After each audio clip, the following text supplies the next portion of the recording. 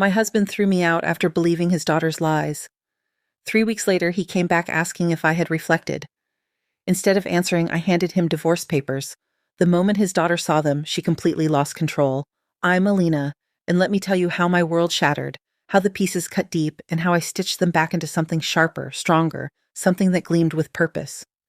It started with her words, my stepdaughter's, slithering out like venom. She's lying, Dad. She's always hated me. Her voice was a blade, her smirk a shard of glass catching the living room light. Those words weren't just an accusation.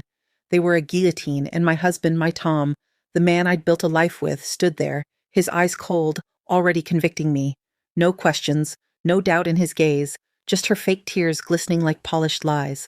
That night, the air in our home turned heavy, the silence a weight pressing into my ribs. Alina, just pack your things. I can't do this anymore. His voice didn't waver, but mine did, trembling with disbelief. What are you saying? You're throwing me out because she told you something? He didn't answer. He just looked at her Clara, his daughter, with the same blind devotion he once had for me. That was the moment I realized I'd been replaced, not just in his heart, but in our home, our life. The walls seemed to mock me, echoing with laughter that wasn't mine, loyalty that wasn't his. Packing was a ritual of grief. Each sweater I folded felt like burying a piece of myself.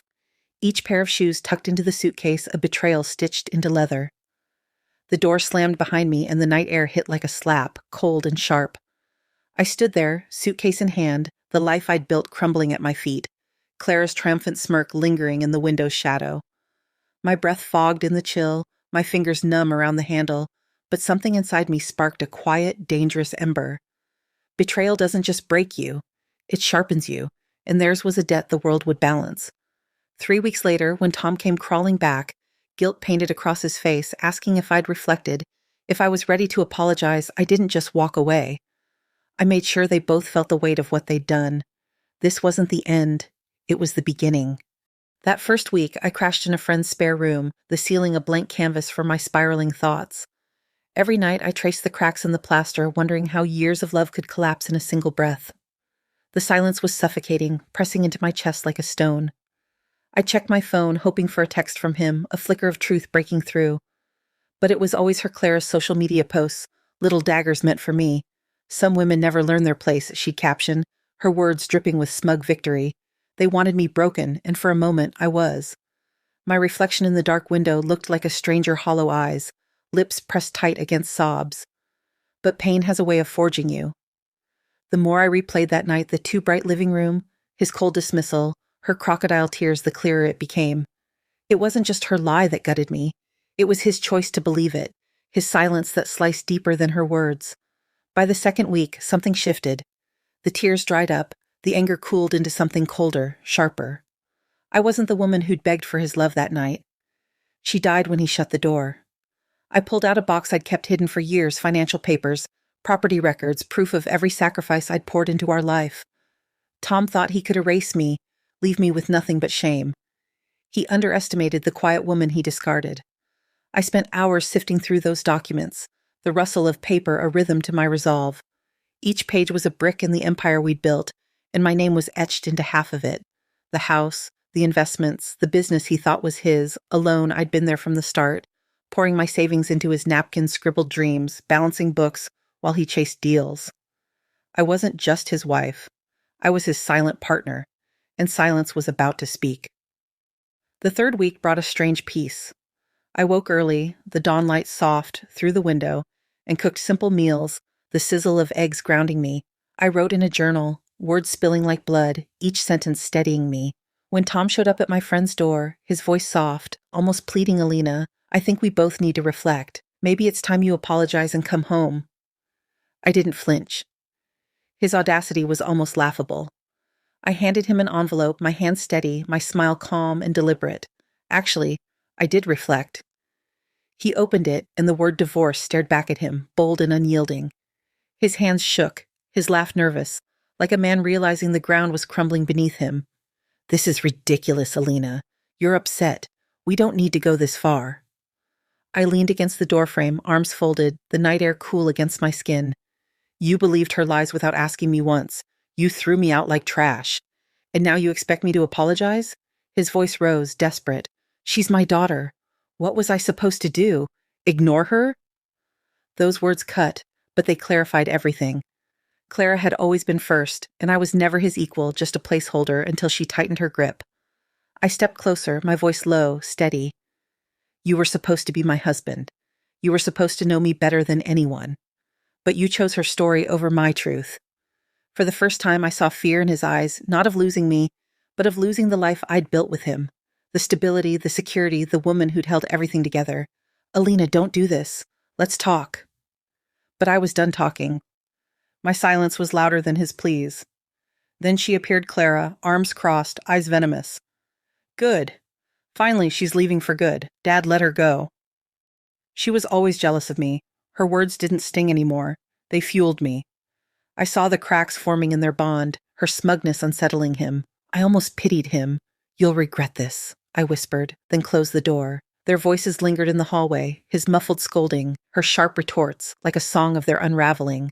I leaned against the wall, my breath steady, my hands unshaken. Revenge isn't fire, it's ice patient, chilling, spreading slow. Over the next days, I executed my plan with precision. My lawyer, an old friend, didn't need much convincing. We pored over every document, house deeds, investment records, bank transfers proving my stake in Tom's business. He thought it was his empire, but I'd been the scaffolding, the quiet force behind its rise. Legally, I was more than his wife.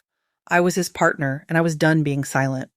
When he realized what was coming, he tried to stop me calls, messages, even showing up again, his voice pleading through the door.